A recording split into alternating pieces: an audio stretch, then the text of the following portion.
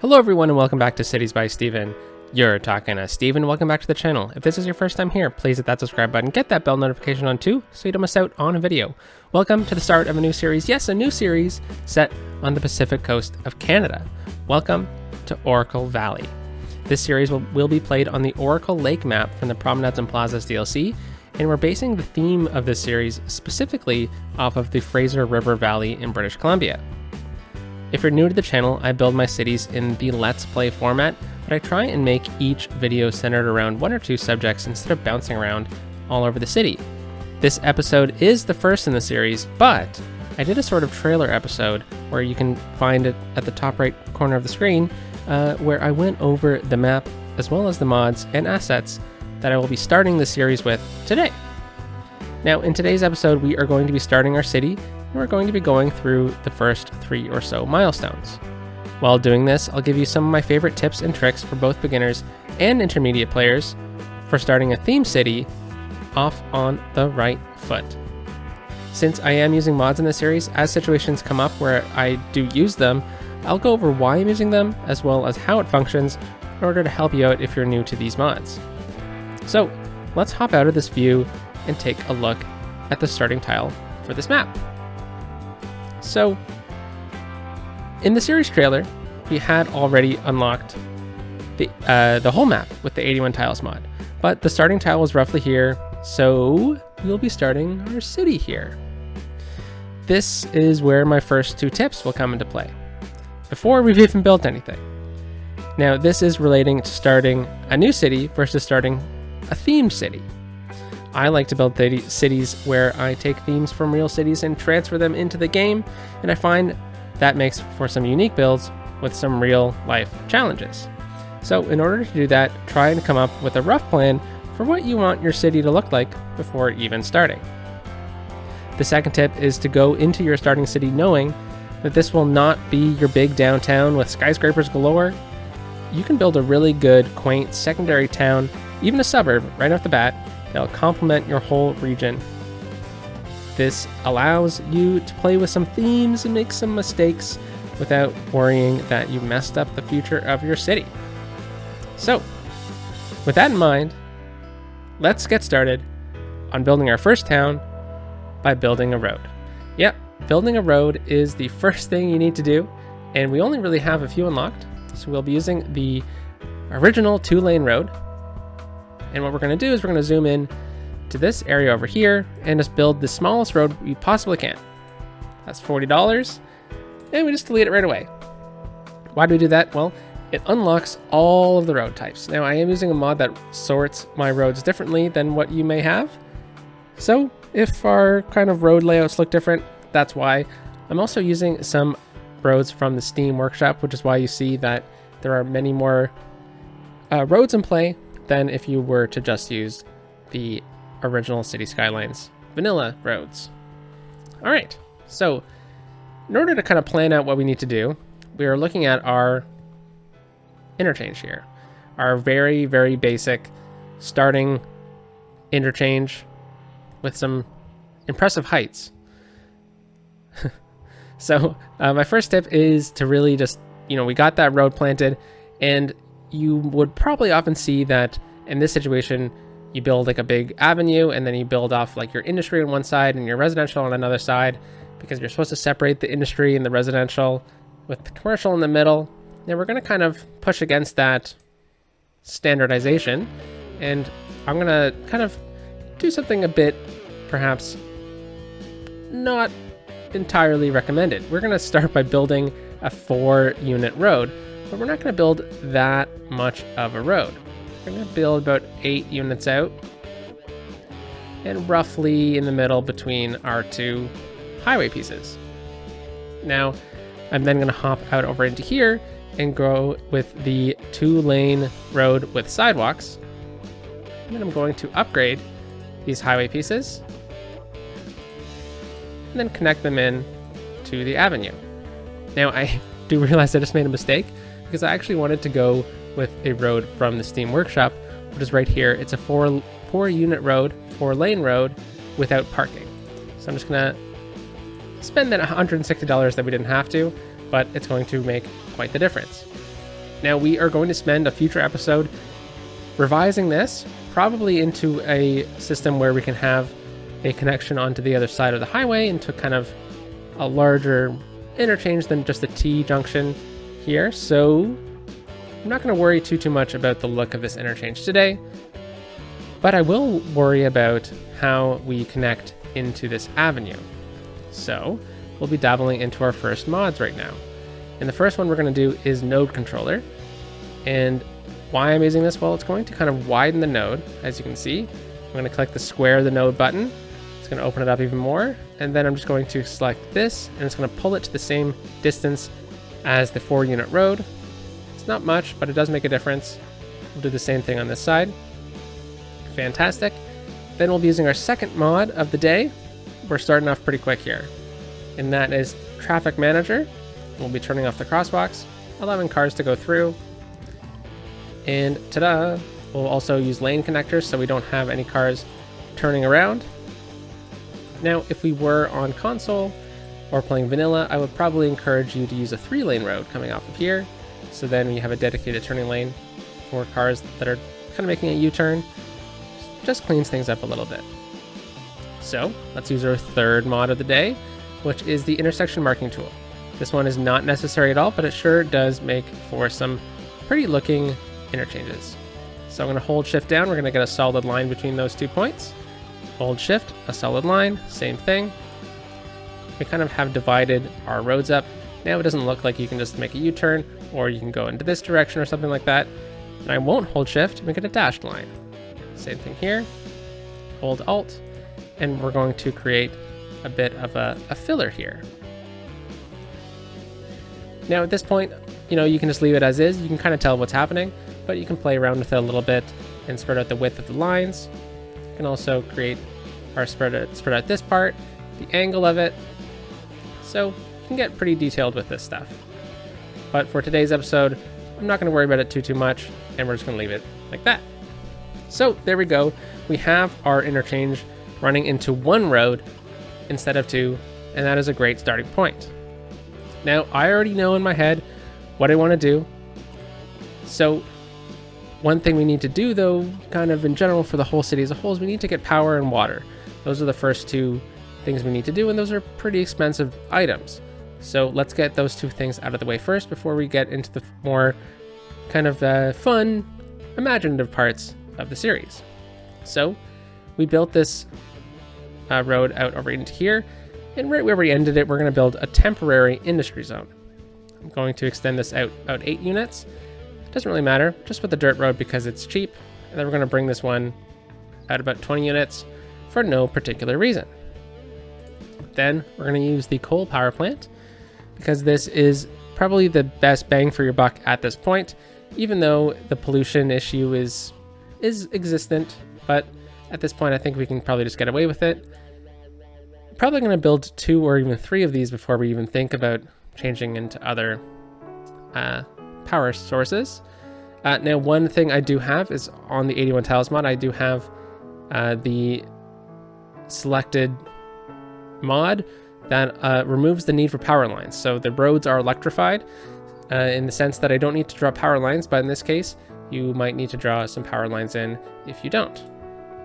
So we need some water and we need some sewage. And since we're already polluting this part of the area, we will just connect this up. So I'm gonna just kind of bring our pipes out into the middle here, and ignoring the kind of rule of the pipes need to go underneath the roads at all times. Well, we're trying to save some money here. So I'm gonna kind of ignore that standardization of where the pipe should go just for the time being. So we spent a lot of money here, which is good. We started with $70,000. Now we're at 45.7. And now we need to think about where we want our town to be situated. And this is a theme city. We got all the basics down. Now for building just a classic, really simple, how do you start a city off in the quickest way possible? Well, we've already have our industry area over here. What we can do is just kind of mimic what we did and get a residential area over here. But that's not what I'm trying to do. We're trying to build a theme city. And the theme of this series is Pacific Northwest, specifically the Fraser Valley. And one city that I'm looking at in particular when thinking about this one is New Westminster in British Columbia, one of the first cities to pop up in the colonial era of British Columbia from settler populations. And one of the main reasons for that is because of its location. It was accessible via sea. It's also accessible via a long river, the Fraser River, and it allowed for some really good a really good port area. It was also the first capital of the colony before the capital was moved to Victoria. And you know, its location was really important because of the logging industry in British Columbia, very important part of its history and its economy. So they would run logs all the way down, stop at the port, and get shipped out. So this isn't going to be the main port of our city at all. We're definitely going to build that somewhere over here, probably towards the ocean, where it makes a bit more sense to have like a large industrial port. But the original colonial port could have been right here. We also have a lighthouse down here that was probably guiding ships in from the Sound and this kind of tight passageway. So if in theory the original port was somewhere along here, let's kind of play with that theme and let's start our grid based off of where the port would have been. Now I'm going to have one little caveat here. It's that I know I want a rail line coming in here. Rail lines in British Columbia often run right along the shoreline because it's the easiest place, it was the easiest place to build rail back when they were first starting out in the 1800s. So let's roughly plan out a grid somewhat in line with the shore. And we'll run it about 64 units. Yeah, that looks good to me. So that's going to be our basic starting area. And I'm going to spend a little bit of cash on our roads because I really want to plan out the standard grid pattern that I want to use. So we're going to be playing it a little tight, but I think this is going to be worth it in the end. So we just did 64 units. So what's half of that? Well, that's 32. So we'll bring out 32 units. We can build another road across. All right. And then let's do another 32 units. Now I do know we need to connect this up, and I'm just kind of planning out the rough grid line. Now, if we're talking about this being maybe say Front Street, the frontage street of where the rails will go right here. And then we'll have some open space, which is probably the old industrial port. We'll have a quay along here. That makes sense. It's very thematic to the city of New Westminster as well. I think this is going to play up really well. So I really want some small, tight grids. This is very reminiscent of some old cities. So let's get this into play. So a simple 6-unit grid is really, really good. I like that size. So let's follow up this road with that grid pattern.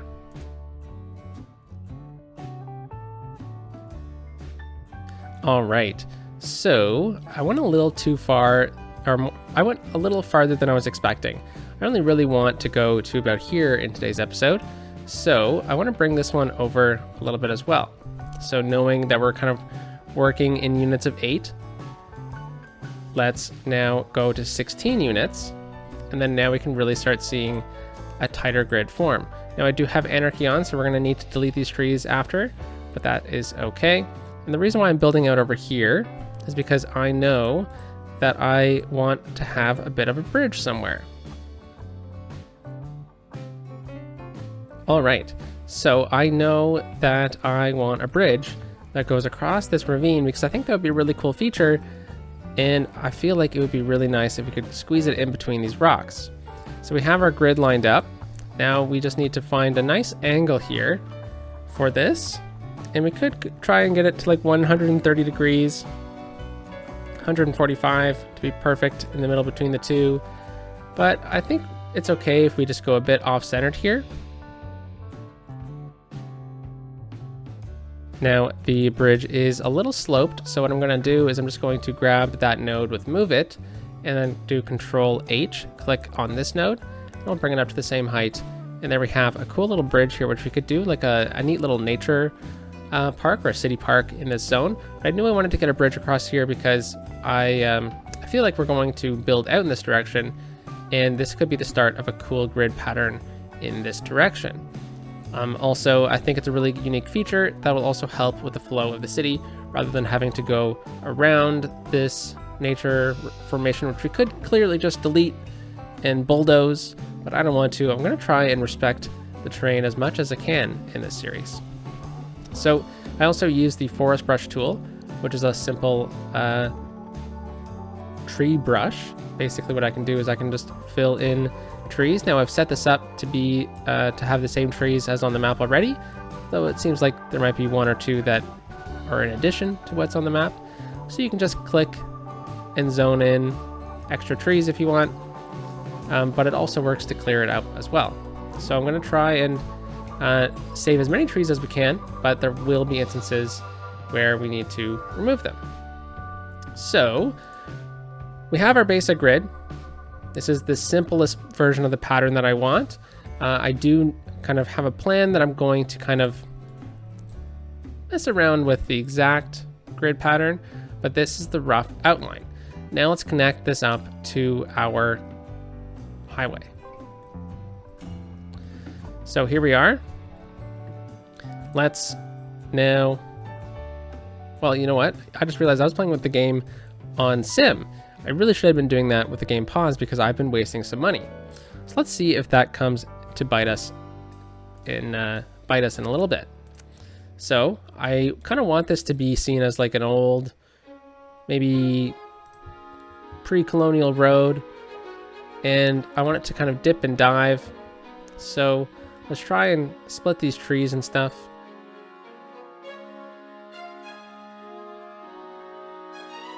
All right, so we're looking at the trees. Now I've talked about wanting to save trees. I don't think these trees are going to make it.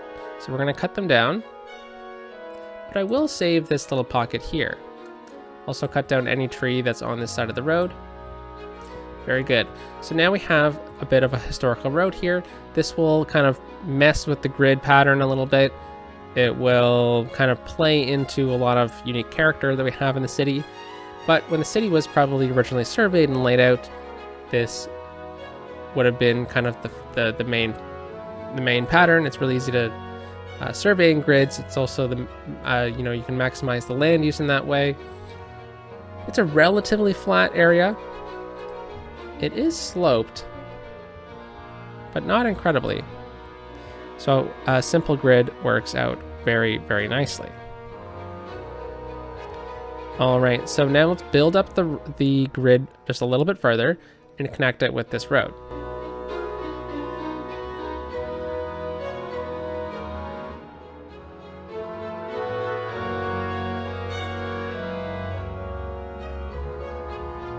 All right, so we have our road connected in here.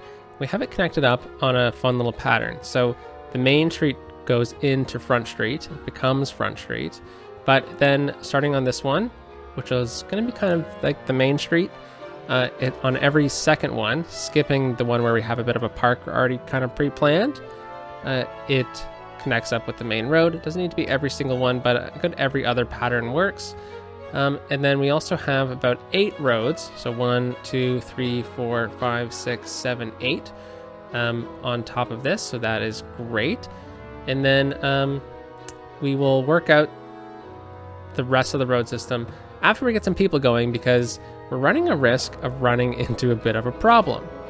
So let's just zone in up through here for now. I'm probably going to end up deleting some of these houses down the line, but we really, really need people in the city now. Last thing I forgot to do is we need a water tower. So let's pause, and we know we're going to put a park here. So let's place the water tower right here. Now we also need to connect up water, and we don't have that much cash left. So we're going to really need to be a little tight with our budget going forward.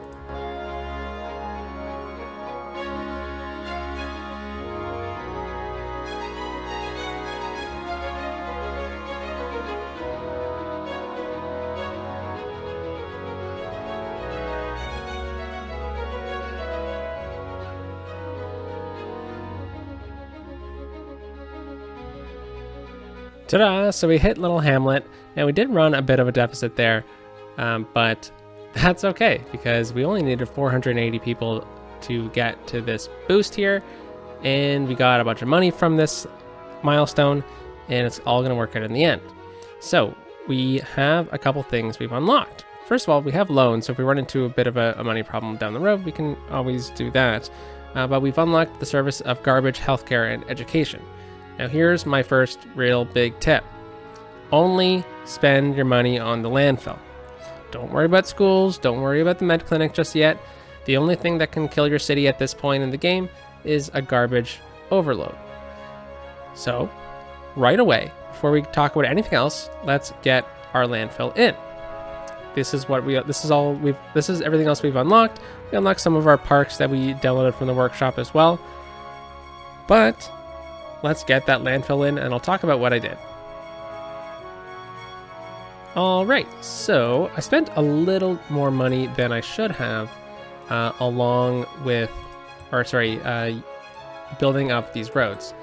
But it was all part of the story process of the game, and I knew in the end all we needed was 450 people. It was going to make it. We were going to be fine. And now we really are, because we got the water pipes in, and that boost really helps. It also helps if you just kind of ignore spending the $10,000 on the elementary school for no reason when we don't need to. All right, so we've set our town up really nicely, knowing that we're going to probably play with the grid pattern a little bit. Maybe this episode, maybe next episode. So this exact style will probably change. We might get a little bit tighter, but playing with a variable of 8 really works. And I think we set ourselves up pretty nicely for some future expansion over here as well. So that was milestone 1. And now what do? Well, we're trying to push for the second milestone, which is the first milestone that we unlock a new tile if you're playing in that regards. We also unlock districts, which is something that I really want to get done, and then also some specializations as well. There's obviously some other things like fire and police, which we'll talk about when we get there. So looking at our demand, we have a ton of open space, and I didn't really tell you why I zoned industry where I did and commercial where I did and residential where I did. So we zoned the residential in the middle of the community, which is, a very common practice. We zoned commercial in what is going to be probably the centralized location. If we said that this town spawned up off of the river and off of ports, or a port, then the commercial and industrial quarters or hubs would have been closer to the waterfront. So naturally, we have industry, commercial, and residential. We still have that same split as if we started our city off in the traditional way, where you get the industry on one side, the residential on the other, commercial in the middle. It still works out in that same regard, but a different kind of pattern. Now we have a ton of industry demand. So I am going to temporarily zone up industry right here. This is only temporary. I'm going to delete it as soon as we get the chance, but this is just going to help out.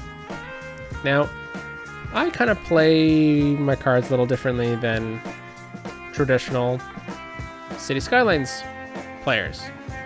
I don't mind getting the industry a bit close to the residential, particularly when we're dealing with specializations. They don't usually have as much pollution, and as long as your services are good, it doesn't really make that much of a difference. If anything, it kind of improves the situation of your city, because if you make sure that every residential square in your entire city is maximized with their benefits, you're going to have some labor problems in your city where the workers are, want to work in offices and they don't really want to work in manufacturing.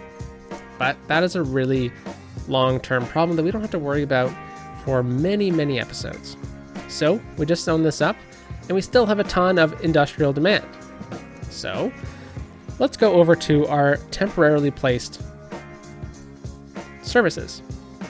We have our power, we have our water, we have our garbage over here. So let's go into here, and we'll just kind of expand up what we have going on in this area, and then we'll add in some industry as a bit of a temporary zone. Now, if you're curious about what these are, this is the Watch It mod.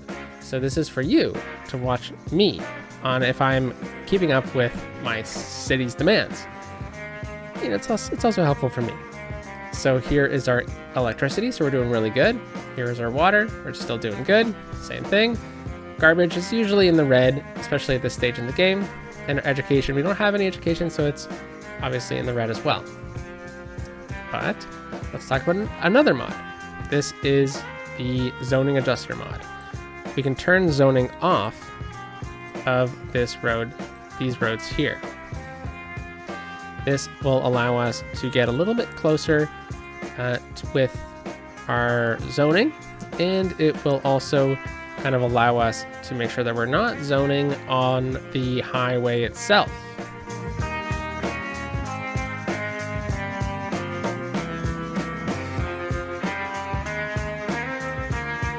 Alright, so we zoned up a lot of industry in here. The grid isn't perfect because this is temporary. I'm going to delete it. So this is just to be here for right now. It's far enough away from the city that it's not really causing issues. It's still going to create some jobs for us. We're probably going to see a lot of people start walking down this street. Here's some people walking right now, actually. We got Todd Scott and James Lee walking to work. They probably walked all the way from the city. Yeah, here they are. So that's something to keep in mind. Normally, you know, if a situation arises like this where we have an industrial pocket versus where our city is, a bus would work, but we don't have buses unlocked. So I do see that this is going to become a bit of a problem. We have a dirt road running all the way to the city. That's kind of slow. Yep, it's going to work out in the end, but since we do have mods, let's help ourselves out a little bit. I am going to bump the speed limit up on the street to 100 kilometers per hour, which is way too fast for a dirt road, but it's going to be perfect for what we need it to be today. This is totally going to change, but it's just going to help speed things up a little bit. All right, so what do we need to do now? We have met our industrial demand. We only need to get to 950 people. We still have a lot of green.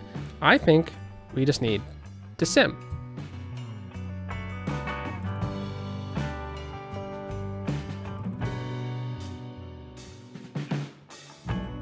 Ta-da! Worthy Village. So there's the second milestone. We didn't really have to do a lot in between the first and the second milestone. And a lot of that is because we set ourselves up really nicely in that first period of time. Now, I know we went into deficit, and a lot of that was probably because I had the game simming instead of pausing. So there's a missed tip that I should have used. Now, what have we got? Well, we unlocked a new tile. Now, when we unlock new tiles via the milestones, this is going to kind of allow me playing with the 81 tiles mod where I can technically just build anywhere. But as we unlock these ones, this is going to be kind of like a signal that I can now move on to a new area. However, I'm not going to do that today. We're going to really just focus on the city. We're going to focus on this city for a little while, especially as things progress and, you know, we start getting into some nitty-gritty details of the city. But what else have we unlocked? Well, we unlocked districts, policies. We can get a second loan, but we didn't take the first one out, so that's good. District specializations, which is going to come in handy right away. We also unlocked service policies, emergency services, the police department, and unique buildings. I don't think we're going to use a unique building at this stage in the game. But we also have forestry specialization and agriculture specialization, as well as self-sufficient buildings, organic and local produce, and some fun policies. Now, here comes my next big tip. We now have the fire and police station unlocked. We also have the high capacity elementary school and some other fire, safety, and police assets. So when we had Little Hamlet, we also had the med clinic and the elementary school. Skip the med clinic and the elementary school again, build a fire station right away, and then build a police station if you still have the capital. So let's follow that, and we'll get a fire station, and we'll build it. Yeah, that's a good little spot right here. I don't mind that, but I think I might prefer it right. Yeah, let's place it right here. Now we are going to build a police station, and the police station can be pretty much anywhere. Let's plop this right here. Pretty centralized. I usually like placing them in kind of the transitional zones between industrial and commercial. So we just spent a ton of cash because the police station is 12,000 and the fire station is also 12,000. So that's 24,000 right there. And now we only have just under $15,000 remaining. So technically we could do the clinic or the school. However, I still advise you to leave it and make sure that your budget is doing well first. So let's put it to 3 speed and let's talk about what the next step is. We need water. Now, here's the thing about my channel, folks. I always forget water. I don't know what it is, but at some point in every episode, I forget water. Did we forget water up here? Yeah, we forgot water up here. I swear I don't do it on purpose, but it tends to be every single episode. All right, so, and we're just shy of 14,000. We have a hefty budget in place. I think we can now play with some of our budgets and our taxes. I am not gonna mess with the taxes until we need to. I'm gonna keep it at 9%, but if we start finding that we're really not making cash, I'm gonna bump it up to 10. And I'm gonna really try not to push the taxes past 10%. 11 is usually where I get the taxes kind of end game, but as soon as you hit the 12 mark, you're gonna start running into problems with your city. So only raise taxes when you absolutely need to. Play with the budgets if you need. Another tip is to literally just push everything to 99%, and it will save you a bit of cash as well.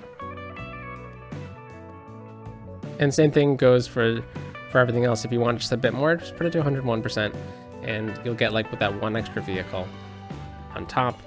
Okay, so now we're really starting to fill in our spaces. We have only this space left for residential and then this space as well.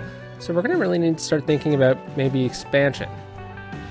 But we also have a fun new tool, which is districts. So I've only been calling the city. So now let's give the city a name. We're going to create 2 separate districts inside of the city. The first one is going to be down in here. I'm going to pull it all the way out over into this side for now. I'll bring it right into here. And then I'm going to probably bring it all the way over into here. But the exact locations are yet to be determined. Oh, we're running into a bit of a power issue. So good thing we have that extra money because we can now add more power. So at this point in the game, if we had spent our extra money on the school, we could probably only afford a wind turbine. But we can afford a whole other coal power plant, which is going to be beneficial in the long run. We will definitely green our infrastructure down the line, but for right now, we are just going to have to deal with some unfortunate power sources. All right, so that was our first district. Let's get our second district in. Ta-da! Tiny town. Look at that. We barely did anything at all, but yet we set ourselves up nicely to flow from 1, 2, and the 3rd milestone right off the bat. So, you know, by going into a bit of problems at the beginning where the game is really forgiving, it really sets yourself up really nicely to just blow through these milestones. So what did we unlock with Tiny Town, the last milestone of kind of the episode? Well, we got the park areas, the industry areas, the pedestrian areas, landscaping, which is going to be a big one, event policies, park policies. We also unlock parks, industry areas, fishing, level 2 unique buildings, football, hey, concerts, and some more policies, as well as a bunch of different road types, including paths, which is fantastic. We also have a bunch of parks. Now, I do have these Snowfall DLC assets imported into this series, so we could also use them down the line. But here's everything that we've unlocked so far, including libraries as well. As we go into this direction, I'm just going to use this road that we currently have as a bit of a divide. So if we want to change the district type or anything like that, we can, or if we want to just continue it, I am okay with that as well. So, what is the name of this town? So Port Roberts was suggested in my last series, Fort Prairie, an Alberta themed city, to be the name of a town in this series. So I figured why not get it to be the first town, and I think it plays off really nicely with another one of British Columbia's first towns, and that is Port Moody, which is just to the north of New Westminster.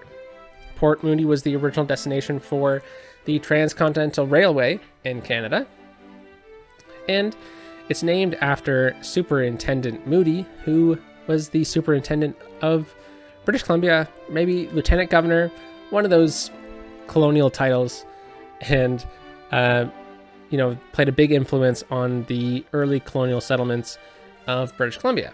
So I was thinking Roberts could be the same kind of person. So Superintendent Roberts in our fictitious universe was one of the original kind of colonial people, first bringing settlers to this part of the world. Now, this is kind of bringing in some Canadian history in this manner, and I am going to start off this city with kind of a colonial town, but we may bring in some Indigenous influences down the line and some Indigenous place naming down the line as well. But we'll start this town off with a colonial sense. So we got Port Roberts, and is there anything we need in Port Roberts? Well, Port Roberts is very much a residential area at the moment, as well as commercial. So we're going to keep it at the default style, which is the vanilla style, unlike our previous map, which was European. We can also add some policies in, but I don't think we need to at the moment. We're just going to let it be. So we also have a secondary district down here, and this is going to be very simply called Port Roberts Waterfront. And this is very much an industrial center of our town. So another fun thing we got in our last milestone, sorry, I believe it was actually Worthy Village. Yeah, we got specializations in what industry do you think of when you think of British Columbia? Well, forestry industry is a huge factor in British Columbia. So we are going to make the industry specialization of Port Roberts forestry. So in order to do that, we just need to go into the industrial selection and then click on Port Roberts Waterfront, and we will click in the forestry button. The forestry specialization, and it's going to respawn in all of the industry buildings that we currently have as forestry industry buildings. We can help speed up the process by deleting up the industry buildings that are there. So the building types that are going to come in here are kind of logging centered. I think that's going to work out really, really nicely. Like I said before, the original town of New Westminster was kind of a logging hub. Logs would be rolled down the Fraser River, kind of piled up in port, and then shipped off down the west coast, or built in industrial centers, use the materials in the industrial center of the town to produce goods. So I think it's only fitting that Port Roberts be the same. So yeah, we get some cool industry buildings in here. Some nice lumber mills. I think that makes a lot of sense. Right beside a brand new law office. So as we kind of go along the waterfront, we can expand the industry area and whatnot, but I think this is going to work out really, really nicely.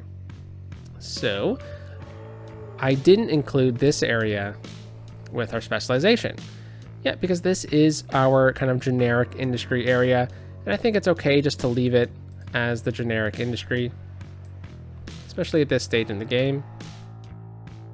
Now we have a bit of commercial demand, so let's look at expanding our commercial capabilities. So we have a really interesting little pocket here along Front Street. So let's remove the zoning along here, and then let's get a bit of a commercial hub.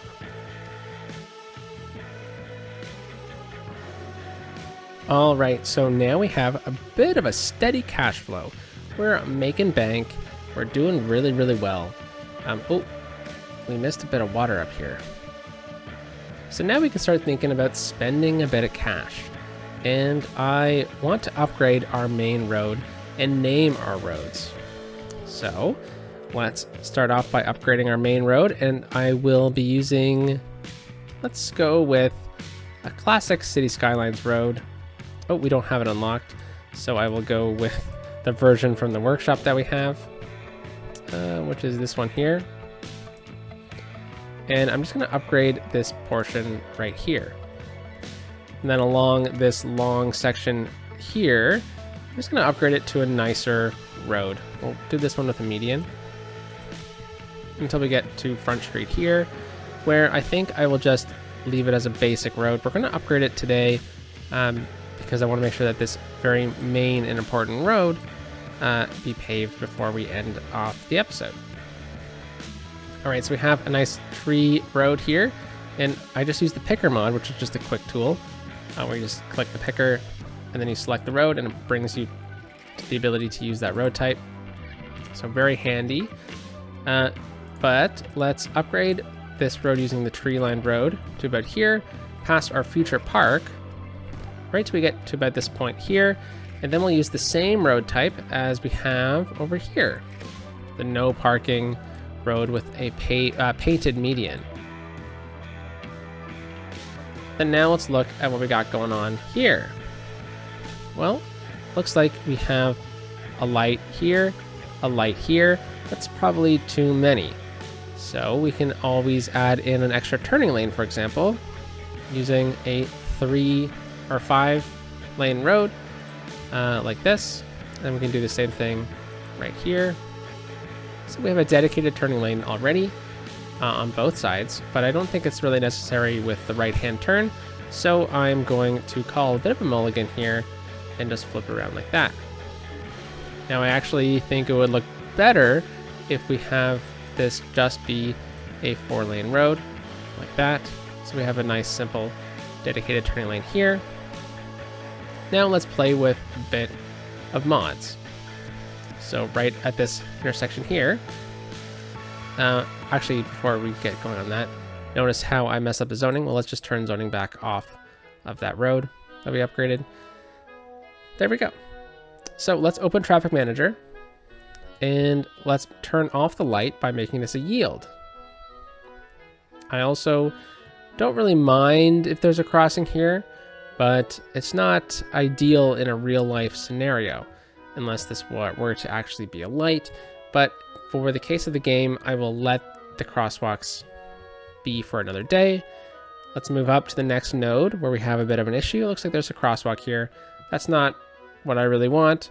So we just open node controller because it widened the node. It also allows us to really widen the node if we want to, but it doesn't need to be that big. So now let's go into Traffic Manager, and then I'll turn off the crosswalks here. And then we'll go into Intersection Marking Tool, where we can build a fun little intersection design. Yeah, intersection.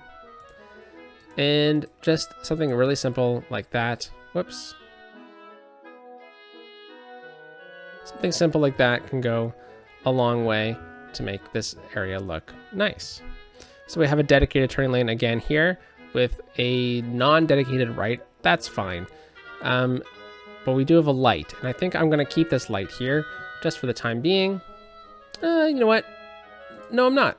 I don't think we need to. I think it's just going to slow down traffic, if anything, at this point in the game.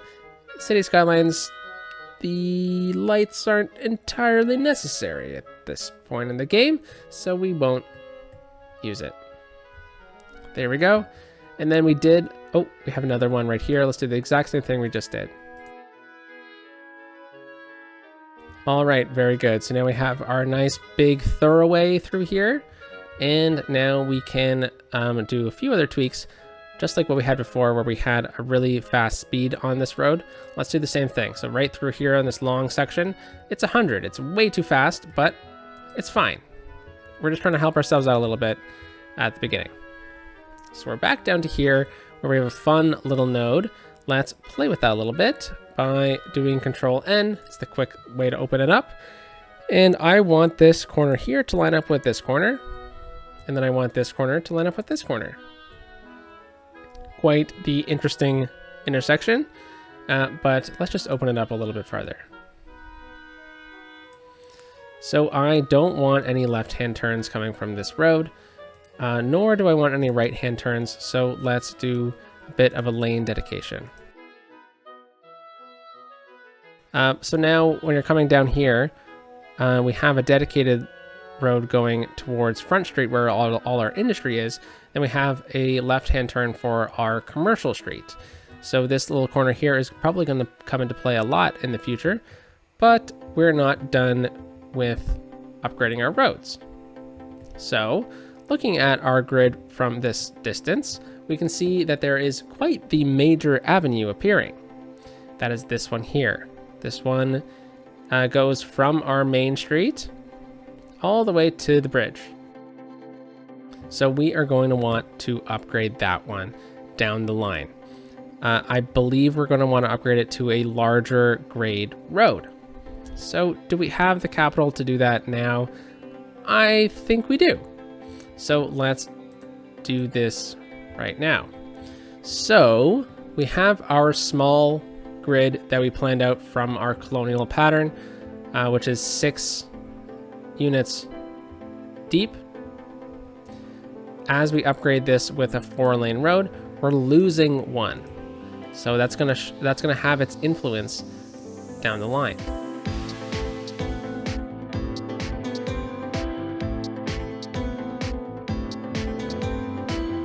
All right, so because of that issue, we're going to run into a bit of a problem here where a lot of the buildings that are being built were 4 units wide, and that only leaves 1 unit at the top here, right? So in order to kind of mitigate that, what I'm going to do is I'm going to allow all these buildings to pop up in a 2 deep pattern, and then I'll draw in the rest after, and the larger buildings will be on the main street here. So let's build out our grid pattern a little bit farther, and this is going to be important for naming reasons. And after we name these roads, we will end today's episode after hitting all 3 milestones and setting ourselves up nicely to get to the Boomtown milestone, which we will get to next episode. So we are using a simple 8-unit pattern. So let's go 16 units, and then that connects us up. But this also allows us to build right in here at the 8-unit mark, which gives us a cool tight grid pattern. So we go out 8 units. We're getting really close to the river here, but that is okay. There we go. And then we have another one right here. Now this is actually making me think that perhaps we need to reconfigure how this junction works, but we'll do that down the line. So right here, we're going to bring this one through these trees. There we go. And this shows us a really good, strong road connection right there. A very strong pattern right here, using our simple 8-unit grid system. And then now we can choose and pick and choose what roads we want to kind of continue through here. So we got Front Street, where it's going to be Front Street flowing through here. So I don't think we necessarily need this road. And then we can probably bring this one down then in its stead. And then same thing here. We don't necessarily need that one, but we have all the nodes in perfect place. So if we bring this one down 8 units, we can bring this one right across. Should we connect this one up? Well, I believe if we were to continue our grid pattern, we'd be kind of going out into the ocean a little bit. So I think it's okay if we leave it like that. And then we can maybe make this section a bit of a park, kind of along the waterfront here. I think this is going to work out really nicely the way we have it set up. All right, so let's bring this road through here. And then I'm going to choose a block to kind of play with. I'm going to choose this block in here, and I'm going to extend the 8 unit pattern all the way through it.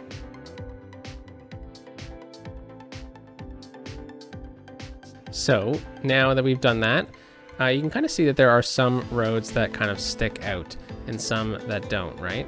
So there is one right here we need to have, right through here as well. All right, so this pattern here is going to kind of be our numbered system. So I would like it if this road here was 2nd Street. It goes all the way down to the bottom.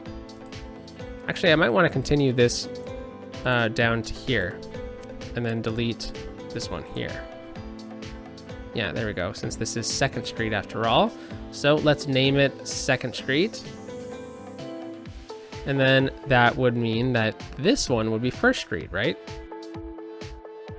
So let's change up the style of what's happening right here and kind of go with a bit of a situation that we can make it so that this is 1st Street and it makes historical sense. So we have a bit of an interesting little grid pattern here. Well, what if we had this road continue down to this one here, just like that? So Front Street kind of now becomes 1st Street down here, which does make sense. We have a bit of an interesting situation on this side, and I think it makes a ton of sense to do like this. It's a really interesting junction, and I think, you know, there's a historical reason for it as well. I think I'm just going to tweak this a little bit with move it. So it's not exactly where I want it to be. So yeah, let's delete this bridge and kind of redo it a little bit. It's just slightly off and it's kind of messing with what I have planned here.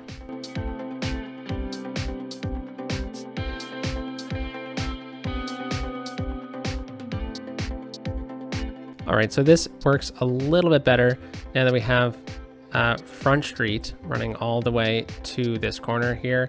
So 1st Street, let's redo that. So a bit of a mulligan on what we just were talking about, but Front Street only goes to here.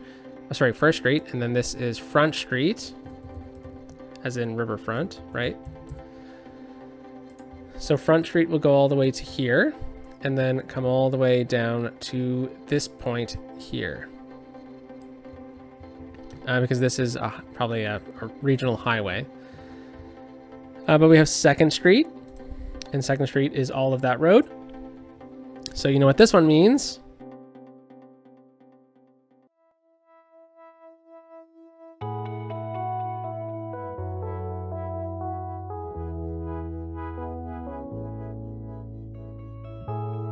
All right, so now we have 14th Street, 15th, or 13th, 12th, 11th, 10th, 9, 8, 7, 6, 5, 4, 3, 2, and 1. So that's fantastic, and that's what I really wanted to do. We have Front Street, we have a numbered street system in this direction, and then what is the name of this street? Well, New Westminster is known as the Royal City because it was commissioned by Queen Victoria, and it has a major street in the same sense that is called Royal Avenue. So I'm going to call it Monarch Avenue.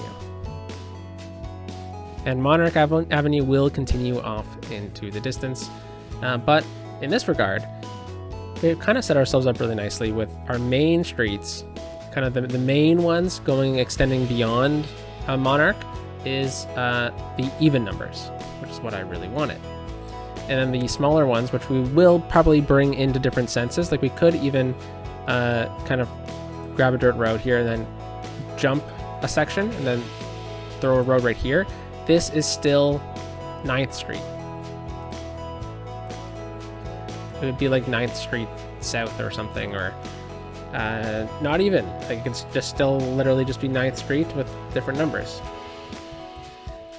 And this is kind of a very common practice, and naming streets in this regard works really nice. So we have a couple streets through here, and this one, for example, I want to be named Main Street. Then we have the next one here, which is Dean Way, and I would love it if one of you could come up with a name suggestion for Dean Way in the comments.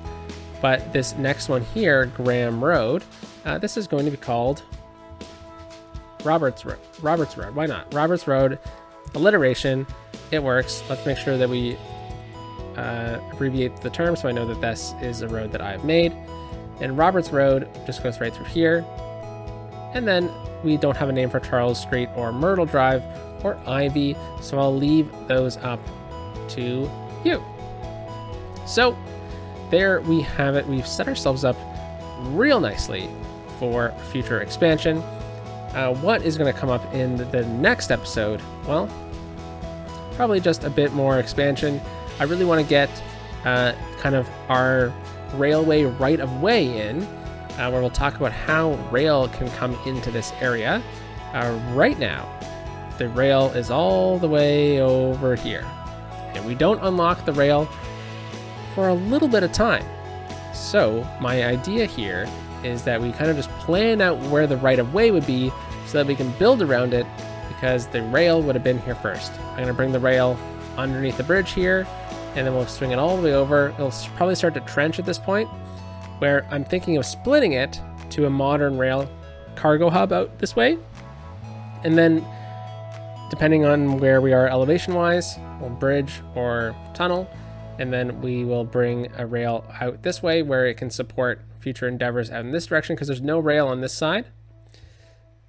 And then we'll bring in our rail all the way down into here, our historic rail, which will come right down to the waterfront, which will get rejuvenated into future transit projects down the line. But I think we did a real good job today's episode. Right before we end today's episode, though, I'm just going to zone this up right in here, because why not? All right, folks, so I hope you enjoyed the start of Port Roberts. Peace out.